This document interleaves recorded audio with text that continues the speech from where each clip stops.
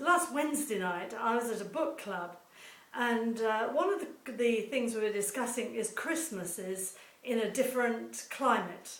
And one lady was talking about having Christmas in Aden and in having Christmas Day in the desert and how strange it felt. And so we went around the group talking about whether we'd ever had a hot Christmas, which made me remember how God had provided for our whole family to go to St. Lucia in the Caribbean. This morning, Saturday, our eldest son was with us just for the weekend, and we were talking again about this event, and I began to tell him the faith journey that we had been on. And he was amazed, because as a 15-year-old, you don't know the details. You only know the wonderful holiday you had at the end, but you don't know the struggle to get there. So here goes. I had a letter from Charles's younger sister, who was living with her family on the island of St. Lucia. And this was the beginning of November, and the letters included this sentence: "Wouldn't it be wonderful if you came to us for Christmas?" Now, I read that letter, and it was wonderful to have that invitation, but I was angry. I was not a happy bunny. I read the post, sitting in a car, just about to go for a walk on the South Downs, and I was so naughty and out of sorts that Charles said to me, "Sort yourself out, I'll come back for you in half an hour." And he left me in the car. But what was the matter with me? I was looking to human resources. Humanly speaking, we had no cash. And I was not bringing God into the equation. And so the invitation, rather than being a good one, was making me feel my inadequacy and our lack. So I poured out my heart to God. I moaned, I groaned, and did all the nasty stuff. And then he said to me, "Do you want to go?" And I said, "Of course I want to go. I'd love to go." And he said, "Well, ask me if you can go." So I said, "Well, can I go? Can we go?" And he said, "Yes."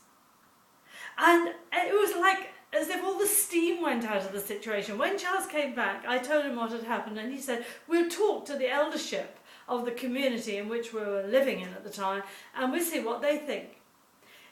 Their response was, "Go for it. We'll stand in faith with you and believe God for you." So with no cash, with no tickets as it happened, because all available tickets had gone, we saw God perform the most amazing miracle. My brother-in-law in St. Lucia checked with the airline. There were tickets. They didn't know about it in England. So we secured 7 tickets to St. Lucia and back. But we still did not have the cash. And every day we sat round our table with our 5 children, and we thanked God that if he said we could go, we would go. It got right up to the day that we actually had to pay the money. And my unbelieving father, who was a real skeptic of anything to do with God, he said, "Well, are you going then?" And we said, "Yes." And he kind of grinned, and a bit sarcastically, but it kind of made me even more sort of determined that God was faithful, and that we would just hold our faith. Well, 2 days, I think it was either 24 hours before, or maybe even the morning that we had to pay the fare, the full fare, we had a gift, and that gift actually covered the whole of our fares. But we were living a community lifestyle, so we held on to that gift, and we went to the leadership and said, "Is this our Caribbean adventure?" And they said, "Yes, it is." Now the Bible says, remember the wonders that God has done.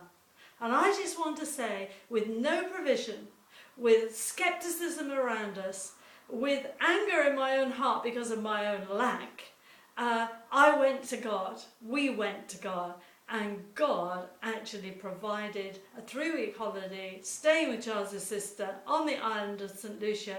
It was the most amazing holiday our kids had ever had, probably ever since.